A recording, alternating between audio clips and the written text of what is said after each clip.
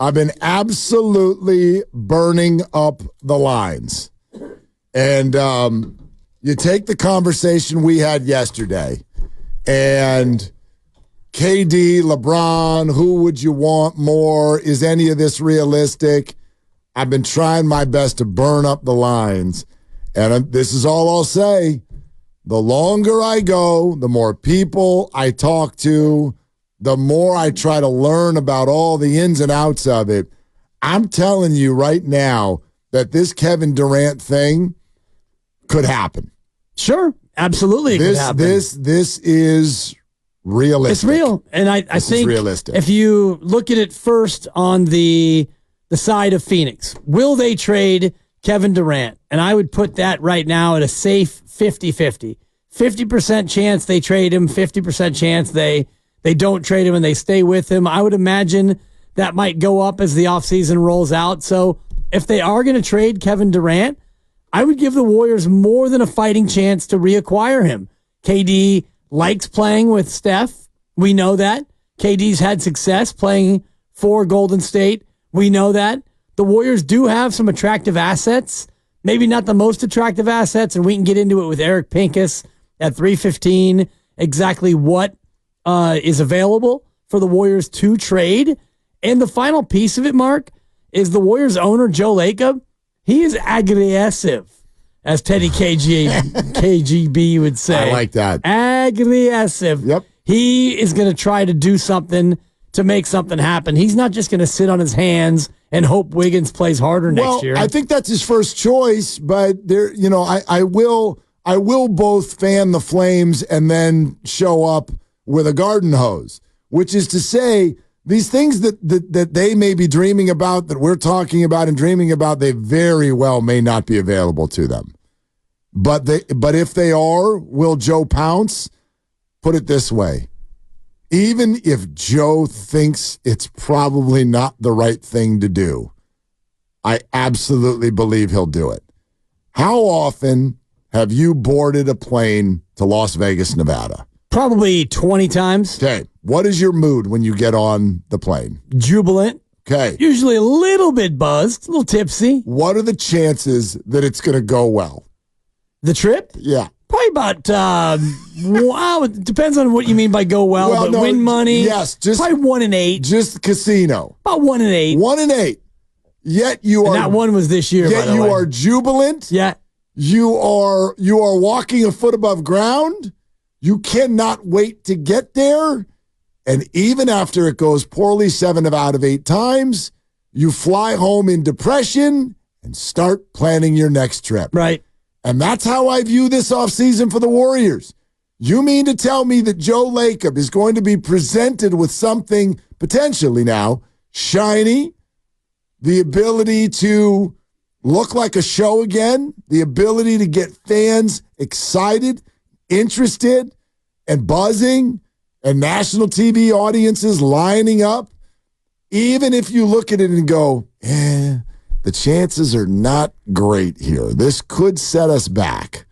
Gosh, the percentages are not great here. Yep, let's do it. Right.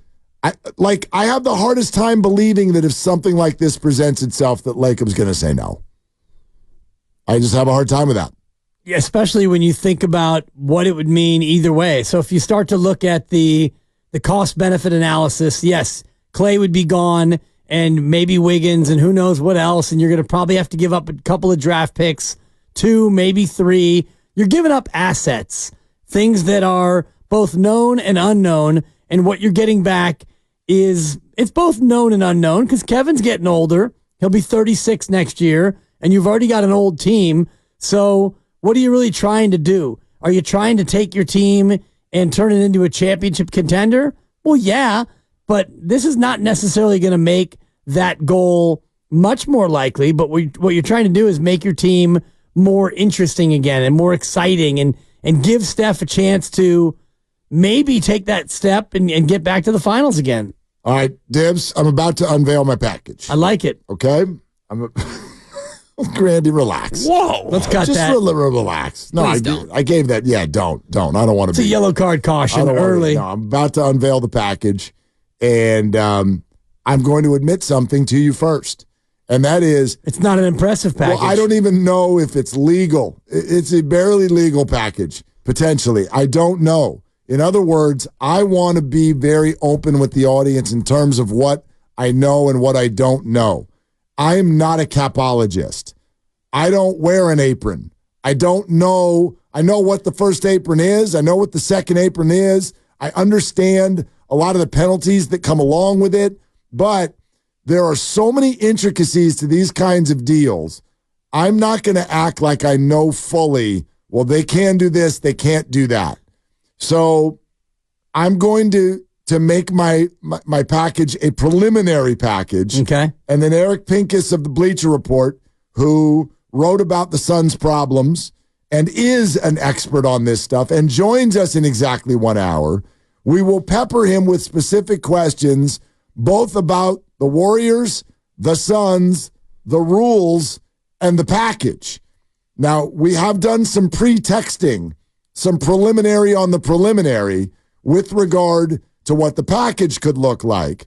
And here's all I'll say before we unveil it, because I also want you to hear. It's a lot of build-up for your package. It's a lot of build-up. I get it. When I unveil the package, you're going to want to do it.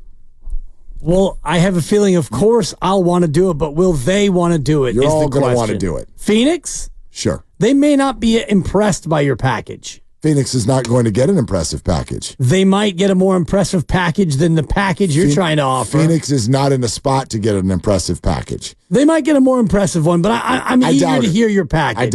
I doubt it. These deals, as you know, very, very complex. Kevin Durant makes $50 million a year. Correct, yeah. It is not easy to just be like, we'll take him.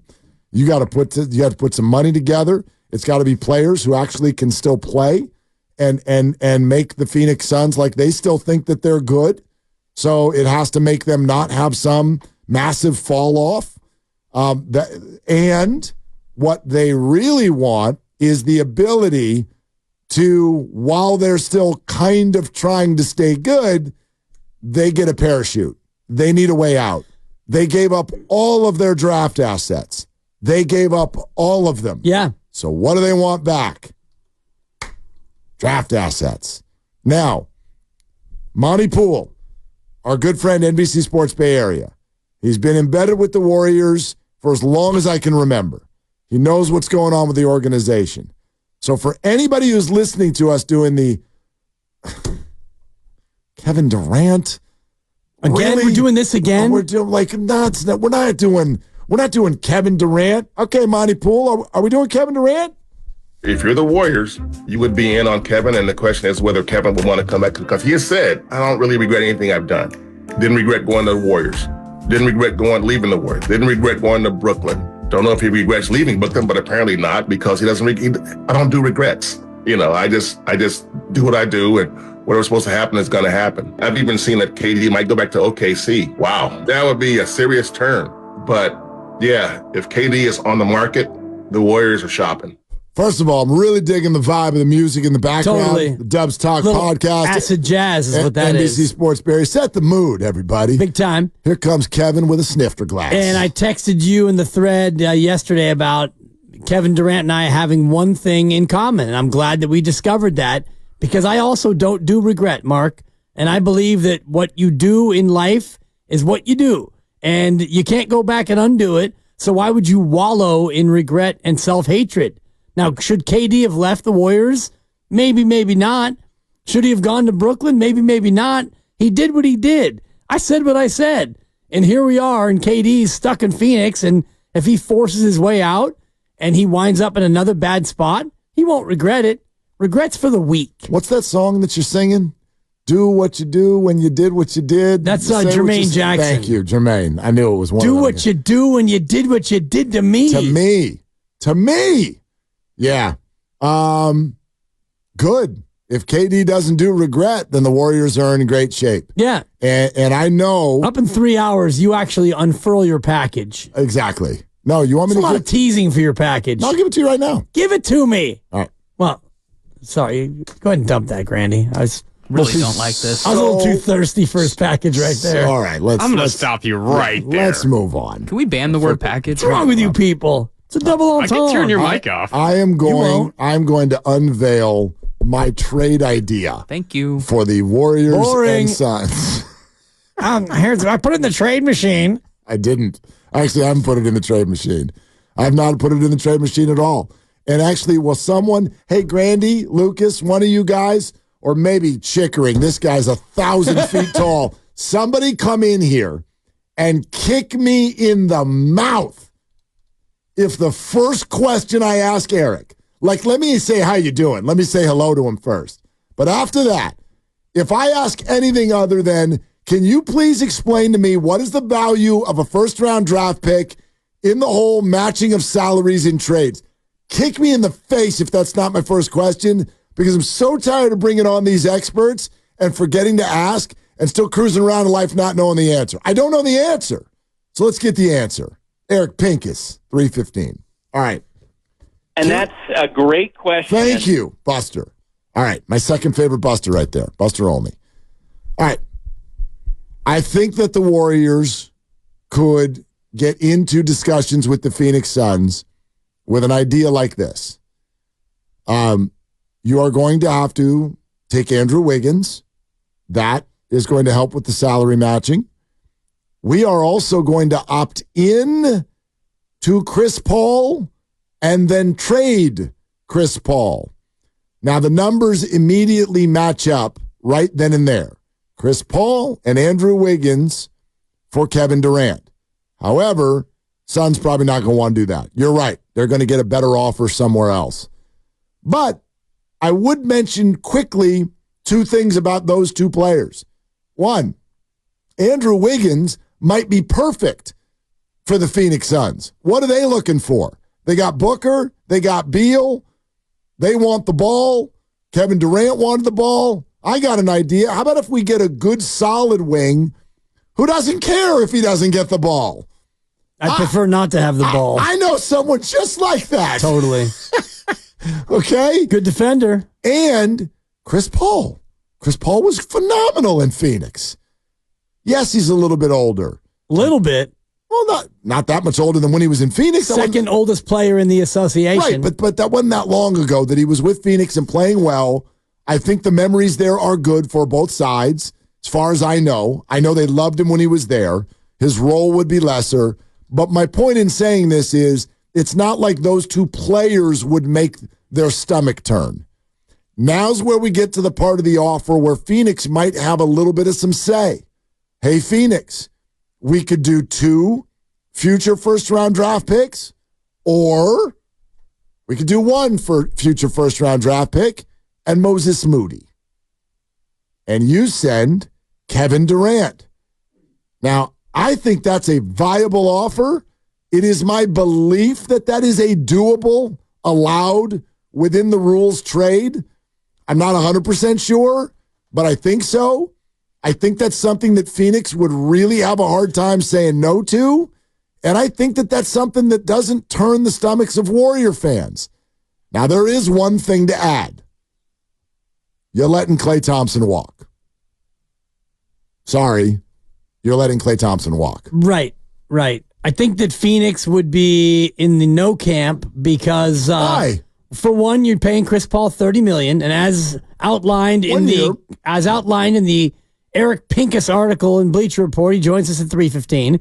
They are already over the second apron as well, so they would be paying exorbitant tax penalties for a 39-year-old point guard who may or may not be healthy enough to play a full season. Remember, you're doing that anyway, though. You have Kevin Durant now, so you're not taking on extra money. Well, if you took on $30 million for Chris Paul and you took on Wiggins would be 26, that would be $56 million coming back, and you're sending out 51. Phoenix, I don't think, is allowed to do that because they're a second apron team as well. Toss in another whatever player. Toss in another player. A Phoenix whatever. Yeah. Nasir Little. They wouldn't want to do that. Whatever. Again, those numbers are close enough to where I think that there can be action within a discussion. And if I'm Phoenix, I'm looking at 2 or 3 first-round picks, not 1 in Moses Moody. I'd be looking at probably 2 in Moses Moody or an outright 3. Yeah. Because you're getting Chris Paul for 1 year at $30 million, and their experience with Chris Paul is already having him get hurt in the biggest moments, and they're not in a championship window anyway. Exactly. And you're getting Andrew Wiggins, a player whose stock is not as high as it was 18 months ago. You're missing something here. I'm not missing anything. I think you are. It's my opinion. Oh, no, that's fine. That's your opinion. I think we're leaving something out so far. It's the leverage of Phoenix. They don't have a lot of it. Absolutely. And I get that. So you're not demanding 3 first-round draft picks. You, Phoenix, are in quicksand. You are up a creek. You are in hot water. I love the cliches. You are in a spot. You're in a really bad spot, and you put yourself there. So the rest of the NBA is not coming to bail you out. And that affects one of these deals. It does. Anytime, you know this better than anybody, anytime one of these big names is on the market, the need to get rid of him versus the want or openness to get rid of him affects the leverage and the return. The Suns are not in a spot where they just want to get rid of Kevin Durant. They're in a spot where they need to get rid of Kevin Durant. But Kevin Durant is still a good enough player to where there will be multiple teams who are going to make offers to trade for him, which moves the price upward. Also, just like the Warriors getting Chris Paul for Jordan Poole, part of the lure was Chris Paul, we can get out of this in 1 year. Right. And that's what Phoenix would be trading Kevin Durant, which is 2 years, in exchange for Chris Paul, who's only 1. That offers draft pick compensation, and it offers some financial flexibility. I think it's viable. Erica, tell us. Definitely viable.